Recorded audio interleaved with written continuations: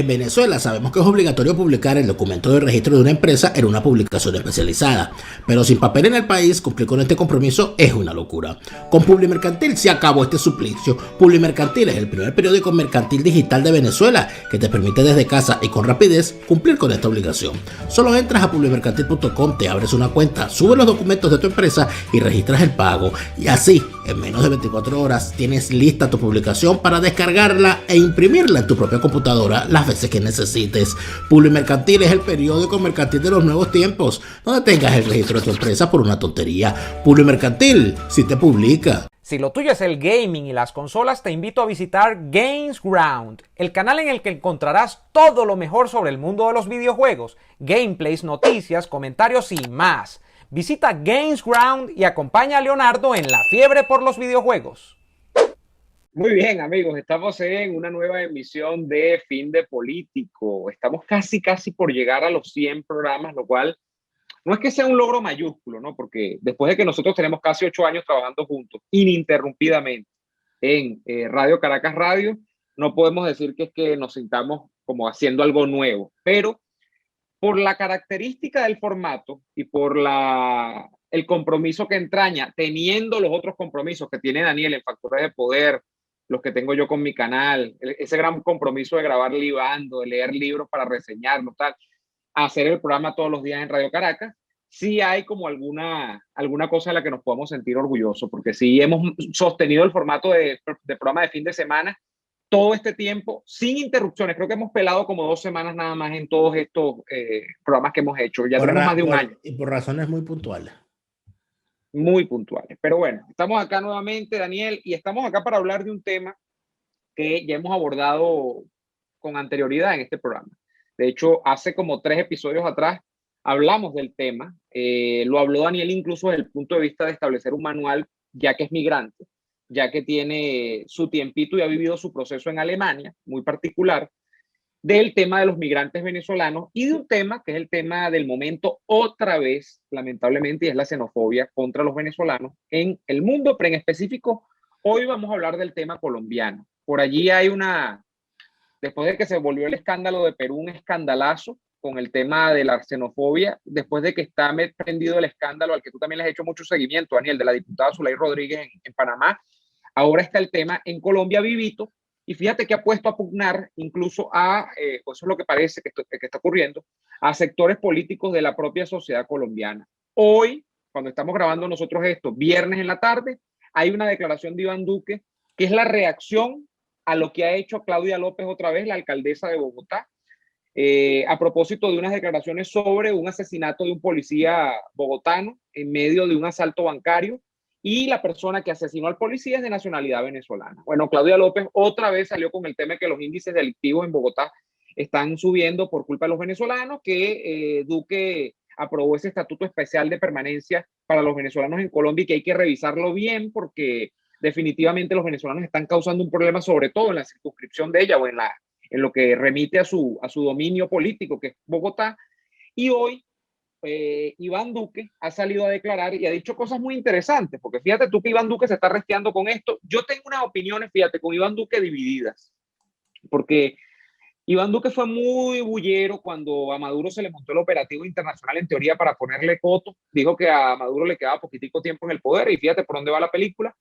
Pero si hay alguien que se ha resteado con el tema venezolano en las últimas semanas, es Iván Duque. Bueno, quizá porque está obligado por el tema fronterizo, porque tiene la frontera viva allí, pero quizá podría haber tomado otras actitudes y no. Hoy ha salido y ha dicho, mira, los migrantes venezolanos son personas que han venido acá, gente de bien que ha venido con inmenso dolor a este país y además no está preocupado por la xenofobia. Dice que los escenarios de xenofobia siempre terminan en violencia. Y es verdad, tú lees la historia. Yo ahorita que estoy leyendo a Arendt, por ejemplo, el caso del antisemitismo judío, los discursos raciales o los discursos de odio racial son el candelero o la mecha que prende el candelero de grandes tragedias de la humanidad. Y para qué contarles el holocausto, ¿no? No estoy tratando de analogar el caso venezolano, por supuesto, con el holocausto, pero el caso de la xenofobia ha generado problemas terribles en la humanidad y creo que en Colombia está ocurriendo otra vez este episodio. Daniel, nos está explotando en la cara el tema de una migración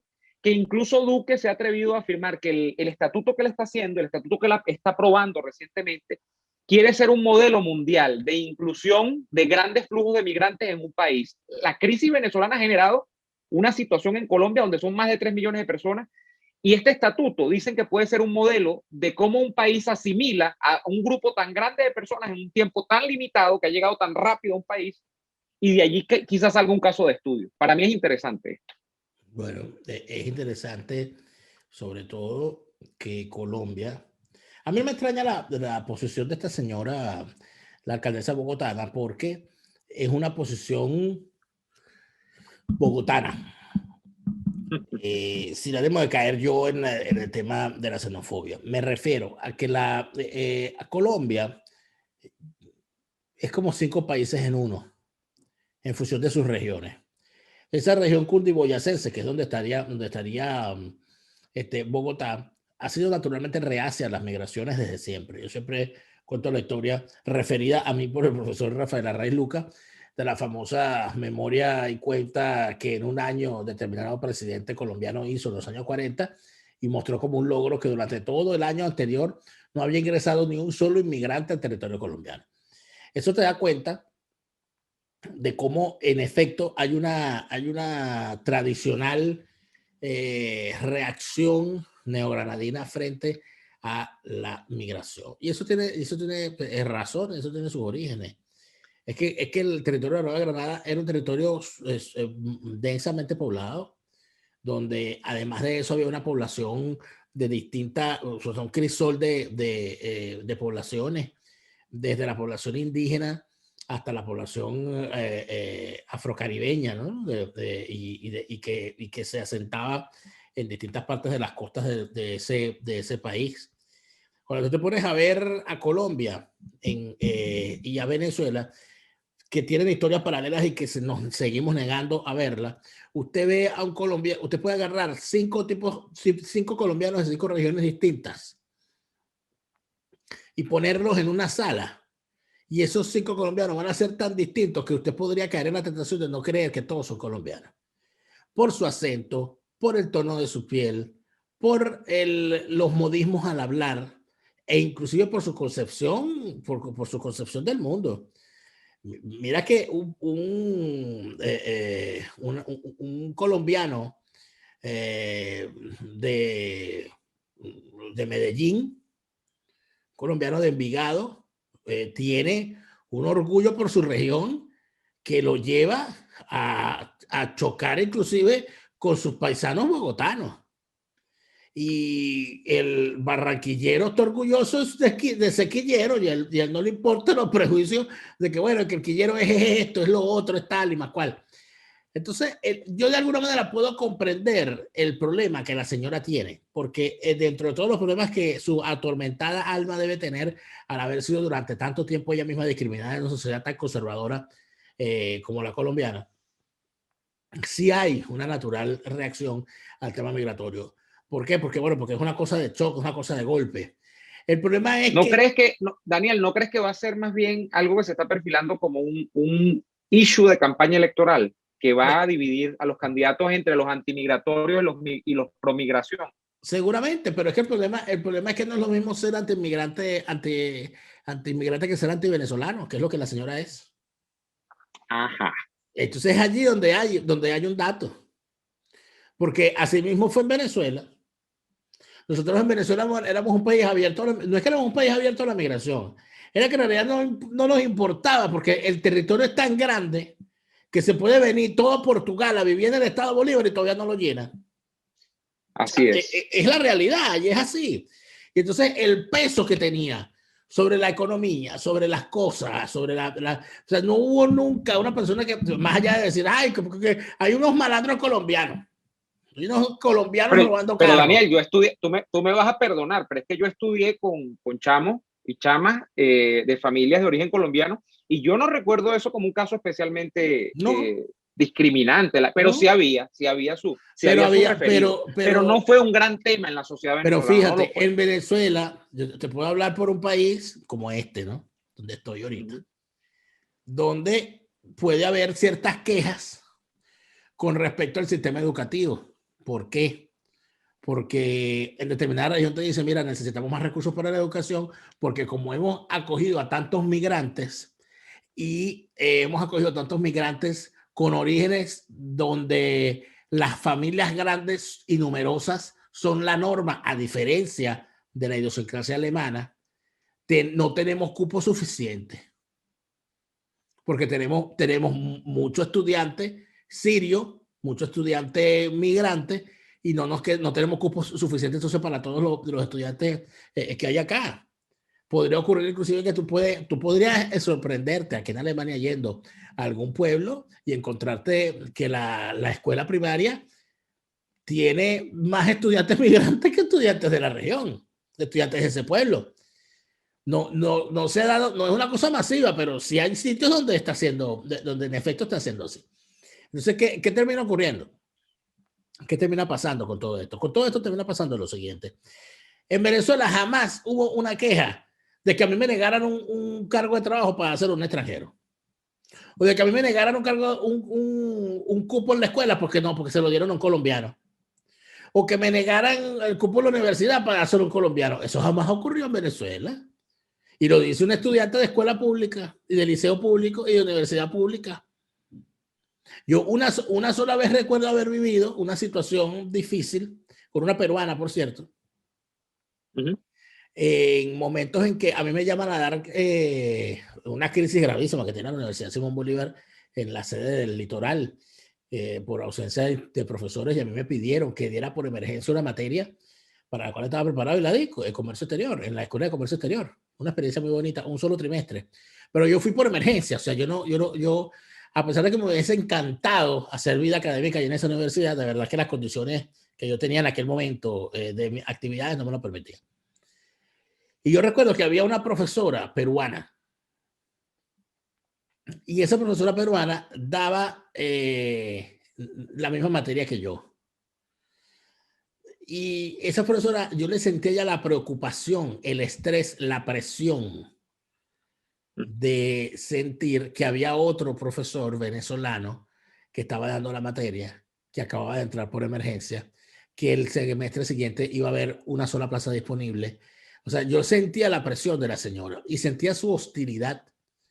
Y yo recuerdo que la señora me preguntaba, oye, ¿y tú no tienes maestría? Porque yo tengo maestría. Y le digo, no, yo no he Ella estaba buscando destacarse. Tú tienes, o sea, ¿cuántas carreras tienes tú? O sea, ella estaba buscando. Y hubo un momento que yo le dije, mira, pero es que yo no me voy a quedar. Tú vas a concursar aquí, porque yo no me voy a quedar.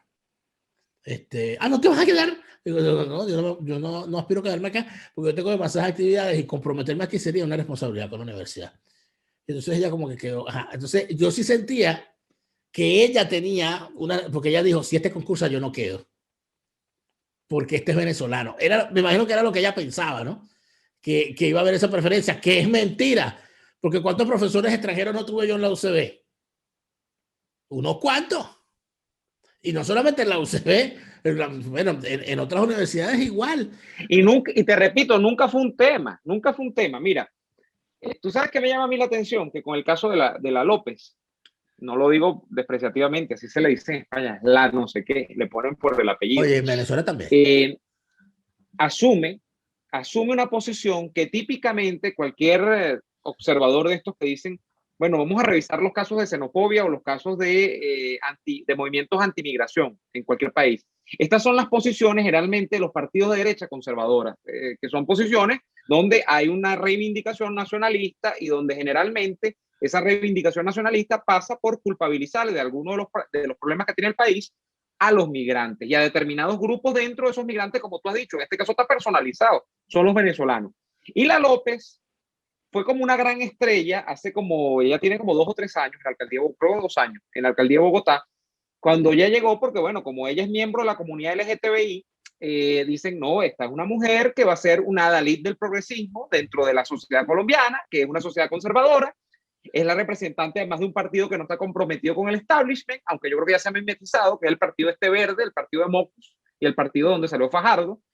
Y este es un partido de izquierda democrática, además está alejado del chavismo y todo lo demás.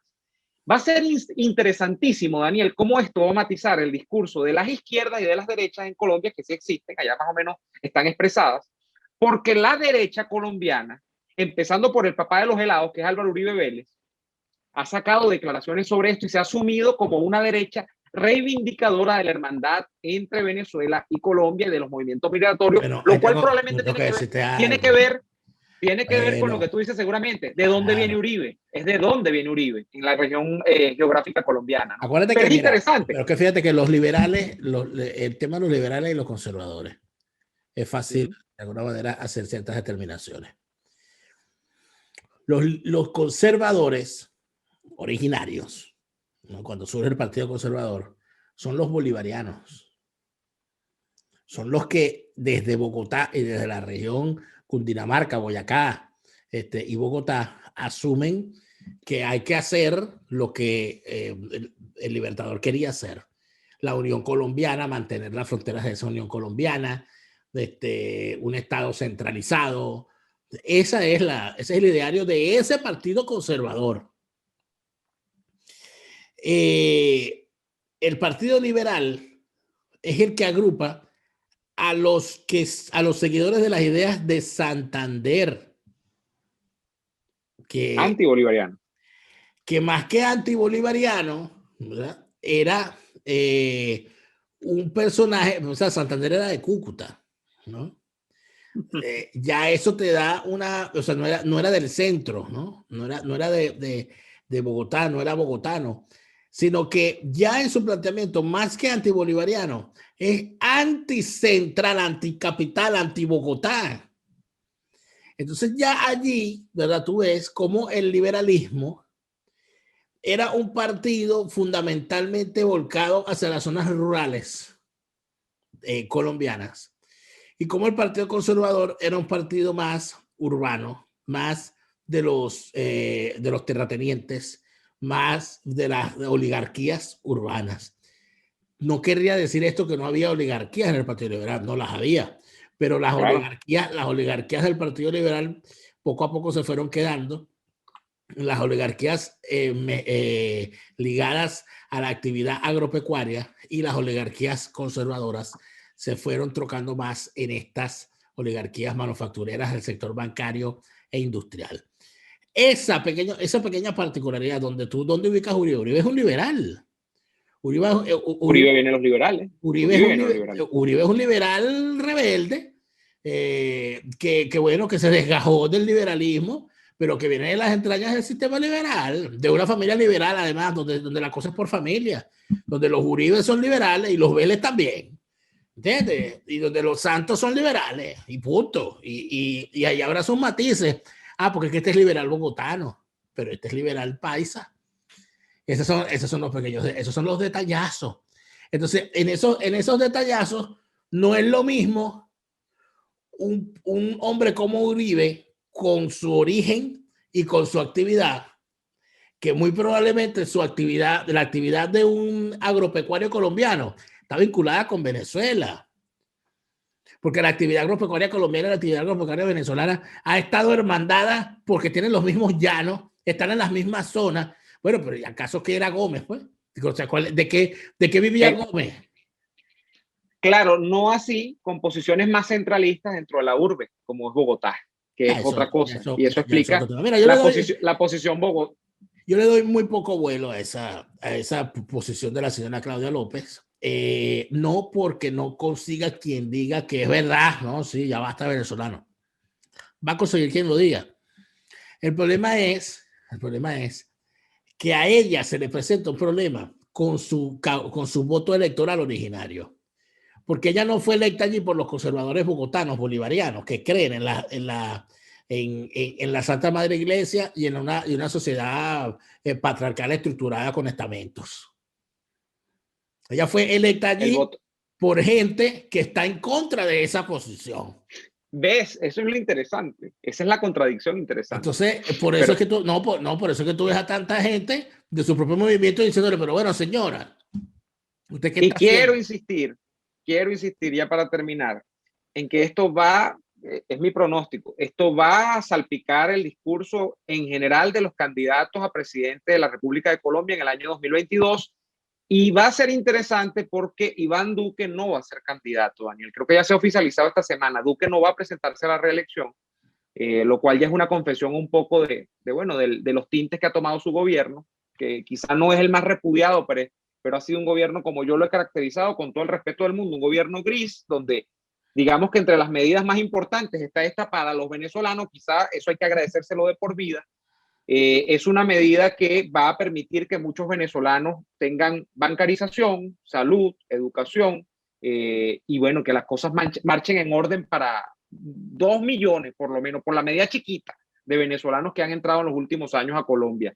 Pero el gran tema es quién se va a quedar con la presidencia de Colombia después del año 2022, donde, bueno, hay incluso una tentativa, yo estaba leyendo en estos días, Daniel, sobre un pacto que propuso el loco Petro para que gente como Claudia López, como Fajardo y como estos liberales que andan por allí siempre, que son como grandes tótems del liberalismo del Partido Liberal Clásico, como este que fue candidato incluso por los liberales en la última, bueno, Serpa murió recientemente. Cuando se refiere a los grandes tótems, a mí el único tótem que se me viene es Serpa, Horacio. No sabía, Horacio Serpa murió, que parece que puede que estaba vinculada a las complicaciones de coronavirus, creo, le dio un infarto. El caso es que este último que fue candidato incluso por los liberales, que una posición absolutamente discreta en la última elección, que fue negociador del pacto de paz con la guerrilla en La Habana, se me va el nombre de él ahorita, así intrascendente es, estaba proponiendo Gustavo Petro un pacto entre las izquierdas en Colombia, y lo que básicamente está proponiendo es una callapa ante Uribe, para poder hacerle frente a un candidato del uribismo que ni siquiera está designado, porque como ya hemos dicho, Duque no va a repetir como candidato y Álvaro Uribe no se puede lanzar como candidato. Entonces, eso es interesante porque el discurso pro-venezolano o anti-venezolano yo creo que va a estar presente en esa campaña como un elemento para decir o que es beneficiosa la migración o que la migración es la que tiene la culpa de buena parte de los problemas de la sociedad colombiana actual, que es lo que está diciendo más o menos Claudia López con respecto a Bogotá. Esperaremos a ver en qué termina eso. Lo que sí está claro es que, por supuesto, habrá muchísimas noticias al respecto y alrededor. Nosotros, por supuesto, les decimos que continuamos esta conversación, porque el tema de la xenofobia, eso no sé si se dan cuenta, el tema de la xenofobia, el tema del racismo, el tema de la discriminación, el tema, todo esto es un trending topic, como dirían por ahí.